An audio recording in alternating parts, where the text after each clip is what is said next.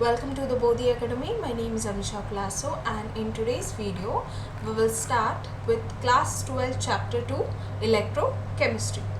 Okay, so now when we say electrochemistry, so electrochemistry, the term itself is self-explanatory. So we'll see what does this term basically tell us. So first it tells us about some kind of electrical energy, and the chemistry part of it speaks about the chemical reactions. Okay, so now in electrochemistry, these two are the major components of electrochemistry. Now in this chapter, two major things that we will see, two major concepts. Okay, so the first one would be, these are very important. First we have how chemical energy to electrical energy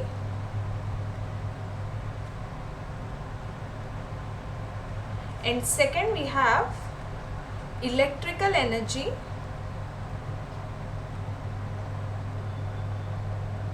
to chemical energy. Okay, so these are the two major points that we are going to discuss here. So basically what is happening, there is a chemical reaction. In the first case, there is a chemical reaction that is intent producing electrical energy, and in the second case there is some kind of electrical energy that is intent producing a chemical reaction. Now these two major concepts, that is, let's look at the first one. So our first one is chemical energy to electrical energy. Now in this case, the set of reactions, that takes place, the set of reactions that occurs is known as spontaneous reactions. Now what are these spontaneous reactions? So spontaneous reactions are the one which are capable of occurring by themselves. Okay, so they are capable of occurring by themselves. Okay, now let's take a simple example to understand this. So when we say spontaneous reaction, spontaneous as in something which occurs by itself. It's like we are not forcing it to occur, or no one is applying any external force or energy for it to occur. It is happening by itself. Just like if you take the example of say you have a bottle of water, and you open it and you turn it upside down. Now in that case what will happen? The water will start to flow, correct? You are not forcing that water to get out of it, correct? So it is happening by itself. The minute you turn the bottle down, it will start to flow. So that is an example of spontaneous reactions. Now the second case that we have is the reverse one, that is the electrical energy to chemical reactions or chemical energy. Now in this case we have a set of reactions known as non-spontaneous reactions. Now in this reactions what is happening, that these reactions, they are not capable of occurring by themselves. So when I say this, it means what? That you need some external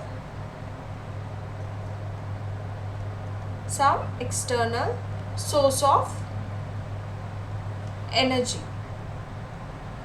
Okay, Now non-spontaneous is exactly the opposite of spontaneous. So in spontaneous it was occurring by itself, there was no external force or energy that was applied.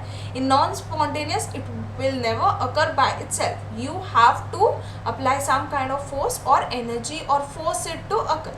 Now simple example, we'll take the same example. Say in the previous case what we said, we had a bottle of water and we turned it upside down. The minute you turned it upside down, the water started to flow. So that was spontaneous reactions. Okay. Now non-spontaneous would be what? Now if I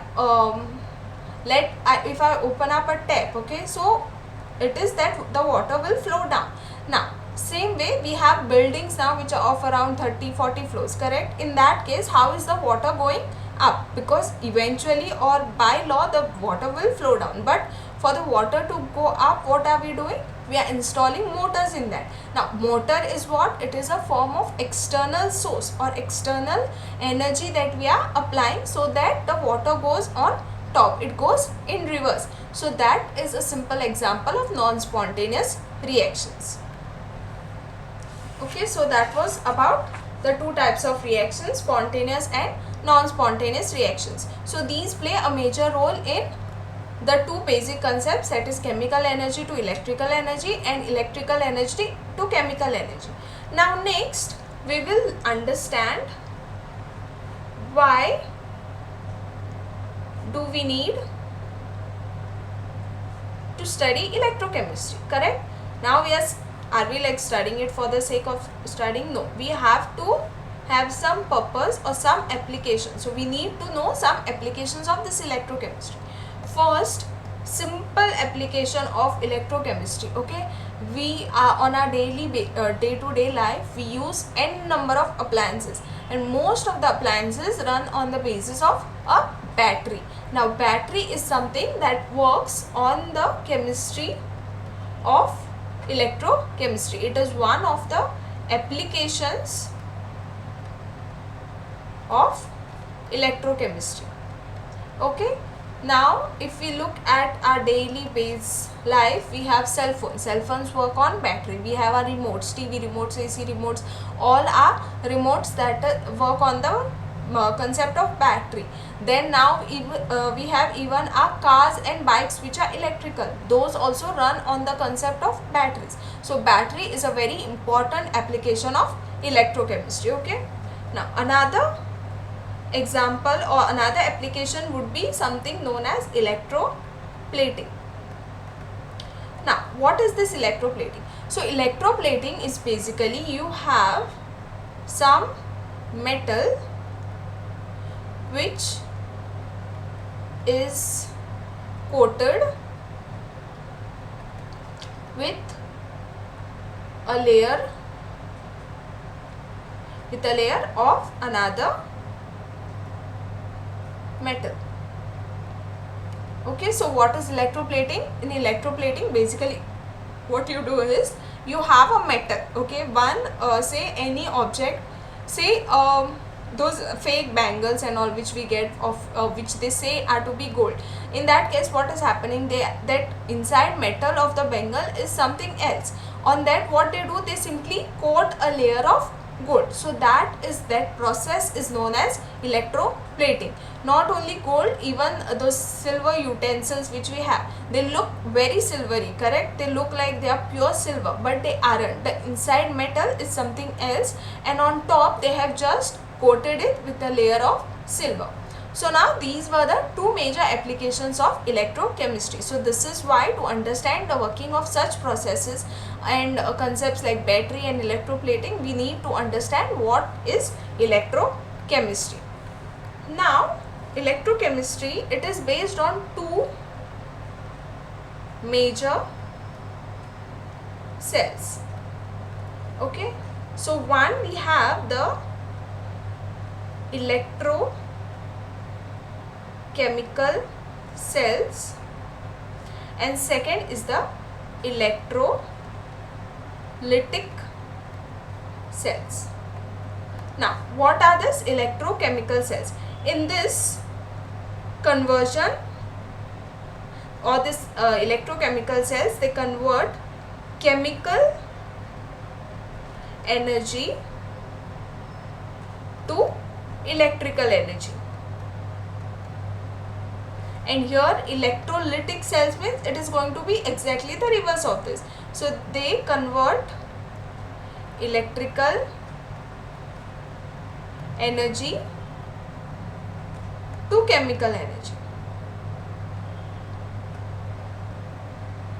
Okay, and here also this is energy. So these are the two major types of process that are occurring. Now this whatever electrochemical cells and electrochemistry we are talking about, this is based on one major type of reactions. One major type of reactions. This we have already learned in class 11. So we know what is the major type of reactions. It is the redox reactions. Okay, so this, the major one is the redox reactions. What are redox reactions? A reaction in which oxidation and reduction is happening simultaneously is the redox reaction. Now let's try and understand what is actually happening in this case. Now let's take an example. Say I have ZnS plus Cu2 plus aqueous. So Zn is going to Zn2 plus aqueous and Cu2 plus is going to Cu, okay, and solid. Now in this case, now what do we know about redox reaction? So all the elements that are present. So we say that a person, let's take an example. The person who is rich, okay, a person who is rich will want to give away his money in that case, and the person who is poor will try to accept the money, correct? Now in this case, if you look, so we have say Zn. Now what is happening to Zn here? Zn is giving away its electrons and it is getting oxidized. So this is what there is oxidation happening here. Now if Zn is giving away its electrons, Zn gives away its electrons. Now if Zn is giving away its electrons, it means it is very rich, correct? And here what is happening to copper? So copper, what it is doing? Copper is accepting. So this is what? Reduction. So copper accepts electrons. So therefore what we can say, that the copper is the poor one here, correct? Now let's look at another set of reactions. Say I have again copper S plus silver, and this goes as copper 2 plus, and this is again aqueous plus Ag. Now in this case, who will be the richer one? The one, what we have said, the one who gives is rich. Okay, so the one giving here is copper. So copper gives away its electrons, correct? So therefore in this case copper is rich. Next what we are seeing, that Ag which is there, it accepts electrons, so therefore it is poor. So here what is happening? Oxidation, and here there is reduction. Okay, now if we look at these two situations, what we are noticing here now, that in the first case copper was poor, correct? In the second case what has happened now? Copper has become rich, correct? Now if copper has become rich, what can we say? So how come, on what basis are we deciding if that copper is rich or poor, correct? So now if let's try to understand it with a simple example, okay, a real life example. So say there is a very rich person, okay, say somebody like who's a billionaire or a millionaire, okay, correct? In that case, the opposite to him we have a person who's like middle class, okay, earns well enough but not as much as the first person.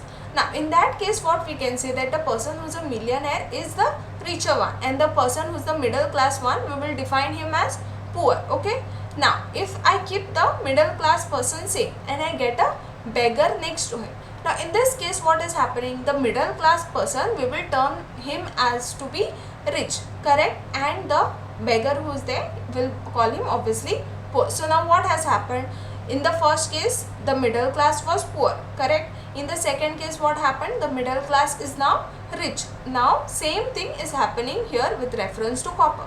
So now the next question that we will have is that how are we deciding this, on what basis?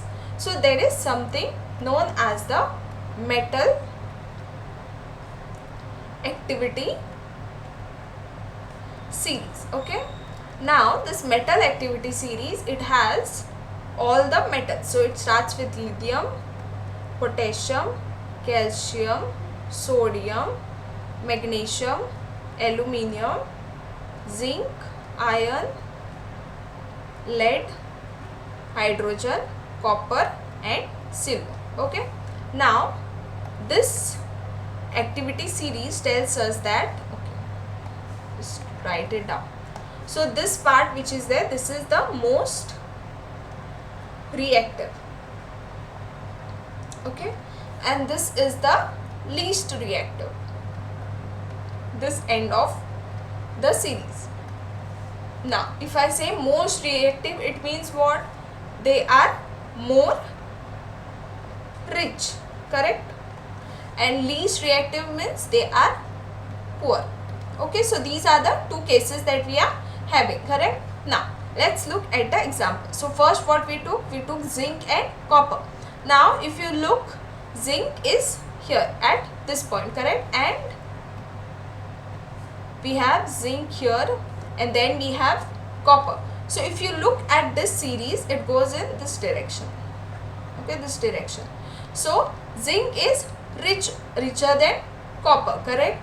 Now the second example we took was copper and silver. Okay, now in this case what has happened, now copper here is rich, correct, it is most reactive as compared to silver. So therefore copper becomes the richer one and it will want to give its electrons, whereas Ag becomes the poor one. So based on this metal activity series, we can define which element is poor, or which element will go oxidation, or which element will go reduction, will undergo reduction. Okay, now let's look at another concept. Say now we have here a beaker, okay, in this we have our copper sulfate solution. Okay, so this is a CuSO4. Now in this I add a zinc rod. So say this is my zinc rod that is dipped into this solution. So this is what, zinc rod. Now what is going to happen in this reaction? The minute you insert the rod inside the solution, the reaction has already begun. Now what is the reaction? Let's write down the reaction first. So we'll have, we have ZNS plus we have Cu2 plus. Now this reaction we already know who's undergoing oxidation and who's getting reduced. So zinc is undergoing oxidation, so Zn2 plus, this will be aqueous, and copper is undergoing what, reduction, so it will go to zero oxidation state, correct. Now what you will see in this reaction is that after some time what will happen is that this solution which is there, this blue solution, it will begin to fade out. Okay, now when I say it begins to fade out, means what is happening, that it means that what is happening here, in this case this copper ions which are there, correct, they are accepting electrons, correct. So here now let's try to understand like this. So we have the zinc rod, okay, so zinc rod is what, zinc is rich, so therefore it will give away its electrons. Now in this solution we will have who, will have copper sulfate, will have this Cu2 plus, means they are wanting to take electrons, they are 2 electrons deficient, correct, and on this we have the zinc who are rich. So what is zinc is doing now? It is giving away its electrons, correct? It is losing its electrons. Now, the minute you see it is losing its electrons, what will happen? Copper will see the incoming electrons. Now, copper is in need of electrons. So what copper will do? Copper will begin to take all of the electrons, correct? So in this case, what will happen? Here zinc is leaving out electrons, correct? So on this we will begin to get those electrons that are left by zinc, and zinc will go into the solution as Zn2+. Now in the solution already we have Cu2+. This Cu2+, it will see what? That the electrons here are available, correct? They are available for pairing. So what this Cu2+ will do? They will go and start to form on this zinc rod. So now what is happening? As the zinc ions are getting into the solution will begin to fade out. Now the solution is blue. Why? Because of the copper ions which are present. Now if this copper ions they are going to get deposited on the zinc one, then this solution will no longer be blue. It will turn to some other color. Understood? So this is the chemistry that is happening in this case. So here what we are saying that this, so therefore what will happen now? Here we will form like this orange brown color coat you will see, and that is why, because of copper getting deposited on this zinc rod. Okay, so this is basically a simple example of redox reaction. Now let's take another example. Another is in same example we'll take, but we will reverse some of the conditions. So now previously what we had, here we were having a copper sulfate solution. Now here we have, in this say we have the zinc sulfate solution. Okay, so this is, we are having ZnSO4, and in this now say I am entering a copper rod. Now this is a copper rod. Now in this question, in this part, the main question is, okay, so we have Zn2+ that is already in solution state, plus we have Cu that is solid. Okay, now the question is, will this zinc go back to zero oxidation state? Yes or no? No. Why? Because now this is a example of no reaction. Now why is it a no reaction? Now so we already know, what do we know about zinc? Zinc is very rich. Okay, it will try to give its electrons, but it will never take electrons. It will feel like, this is my, don't want to lose on to my self-respect, so I will never ask somebody. And if he decides to ask, who will it ask? Copper. Copper is already poor, so copper is no longer in a state to give anything. Okay, so copper is already unstable. In that case, if zinc begins to ask from copper to give electrons to itself, then copper will get even more unstable. So therefore this is the reason, when you reverse these conditions over here, in this case no reaction will occur. Now next we have the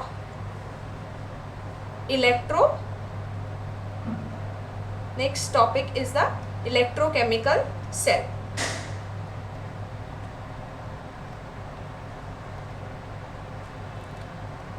Okay, so we'll take the example of the Daniell cell.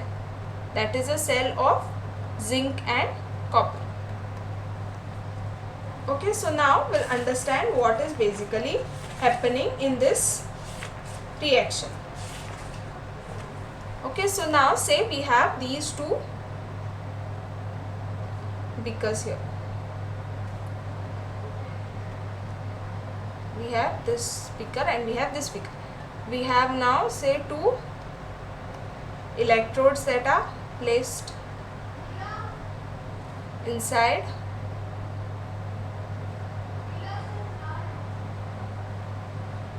okay, and this is the bulb and the setup. Okay, now what is happening here? Let's look. So we have ZnSO4 here.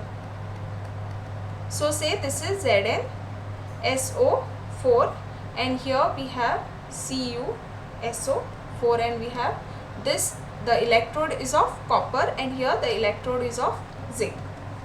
Okay, now what will happen here is that now already we know everything about Zn and copper. So what will happen here? Zn, what it will do, because it is rich, it will give away its electrons, and its electrons will form on this electrodes. Okay. So now the minute electrons are available in free state, okay, they are very highly unstable. In that case, what they will want to do? They will begin to flow. So therefore they will begin to flow through this wire that is connected, and they will enter onto this electrode. Okay. So now here what we have, we in this solution we already have Cu2 plus. Now Cu2 plus, we know it is waiting to gain electrons. So the minute it will see this incoming electrons, that there are electrons coming up, so it will try to catch up on all this electrons. Okay. So therefore what will happen here now? This zinc will go on sending electrons, and this electrode, it will start getting thinner.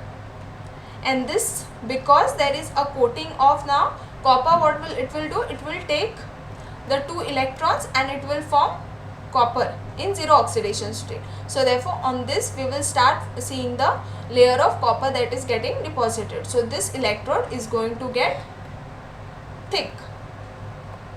Okay, so this is the process that is occurring over here. Now what is going to happen after some time is that this, now because there is oxidation here, oxidation takes place at the anode, correct, and reduction takes place at the cathode. Okay, so now what is happening here is that as and when the electrons keep on traveling, okay, so at some point what will happen, there will be excess of charge that will be developed at both the electrodes. Now when there is excess of charge that is developed, these electrons, what they will do, they will stop moving. Okay, so here what will happen, we'll have excess of negative charge, and here we will have excess of positive charge, correct. So because of this build up, the electrons will stop moving. Okay, now the minute this electrons stop moving, there will be no generation of current that is happening.